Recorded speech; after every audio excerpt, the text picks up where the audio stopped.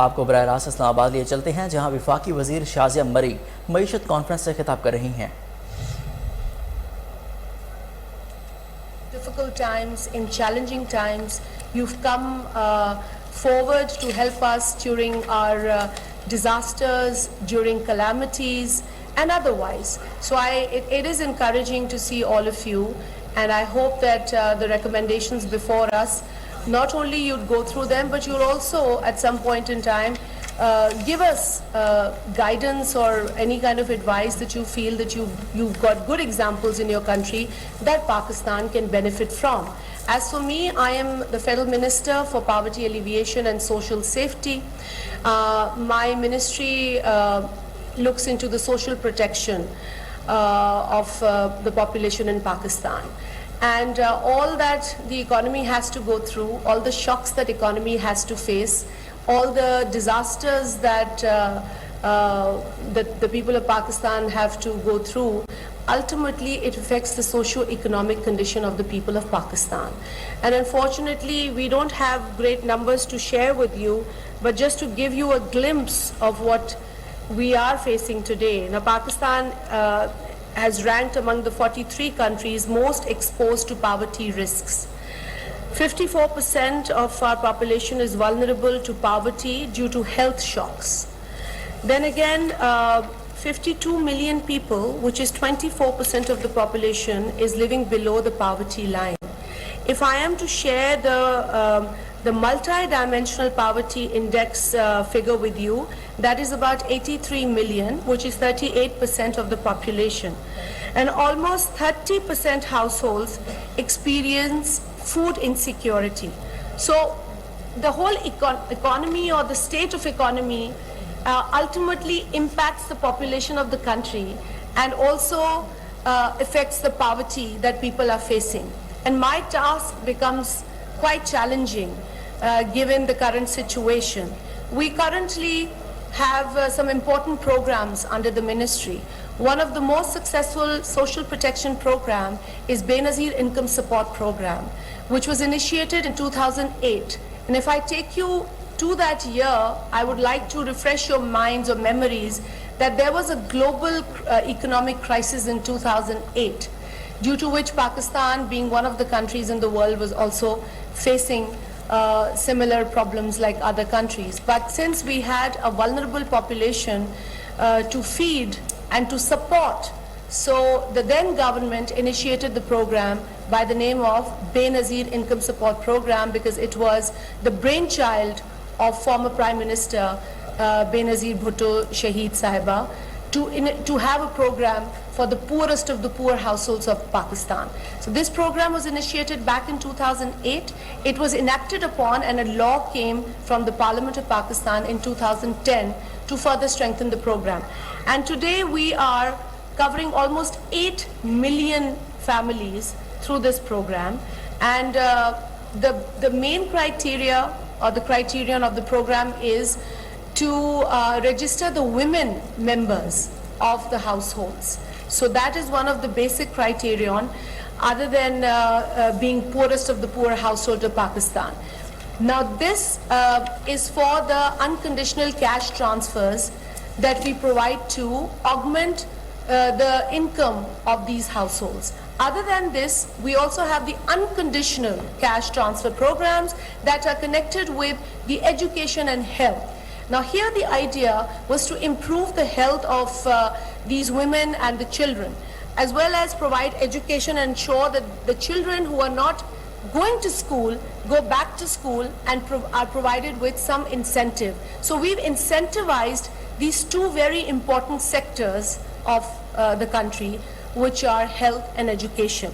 I'll be happy to share more details about the program at a later time with the diplomatic corps, inshallah. But to just give you an idea that what the Social Protection Ministry of Pakistan is doing currently and how our role becomes more challenging if the economy is not stable, if the economy is facing problems, and the most of, I'd say the burden falls upon us to ensure that these people who fall below the poverty line are secured with the kind of programs that we are offering. And since the finance minister is here in his presence, I'd also like to appreciate the action or the decision of the parliament, of the cabinet, in light of the increase in fuel prices recently. A couple of times it was incumbent upon the cabinet, and it was a very important decision that the cabinet had to take.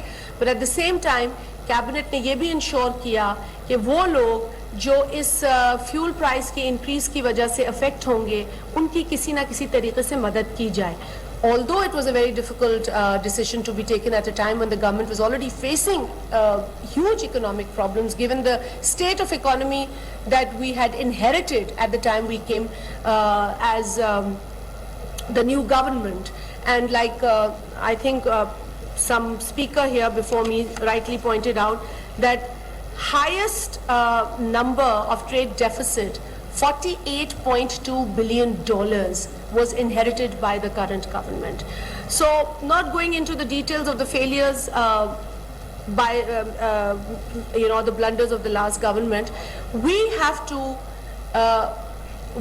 take the correct measures to ensure that the economy is stabilized. And we are not going to do it for the world, we'll first do it for ourselves. We'll first do it for the vulnerable population of Pakistan.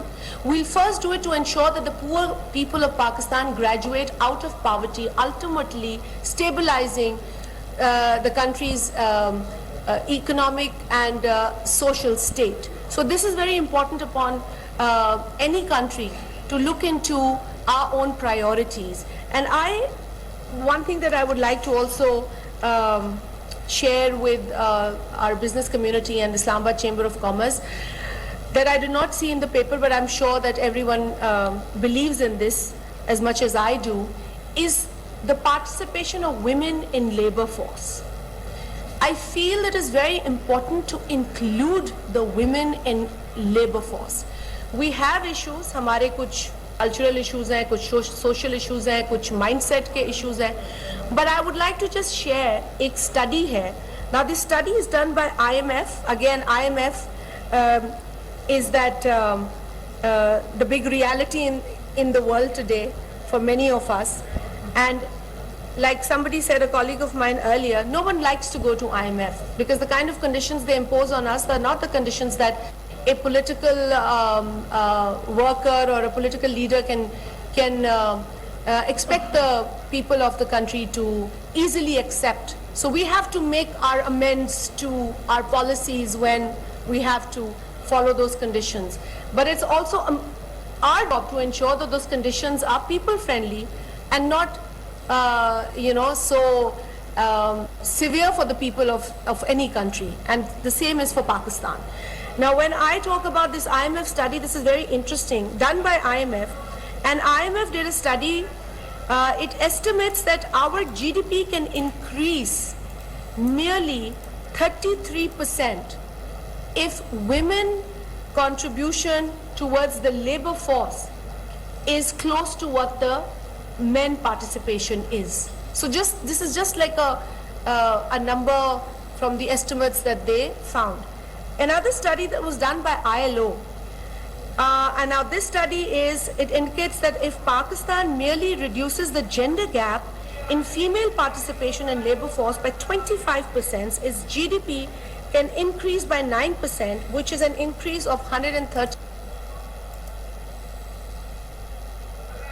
वफाकी वजीर शाज़िया मरी का मईशत conference से खिताब कर रही थी। उनका कहना था कि पैदावार बढ़ाने के लिए ज़राअत पर तवज्जो देने की ज़रूरत होगी। ज़राअत मुल्क की मईशत के लिए रीढ़ की हड्डी की हैसियत रखती है।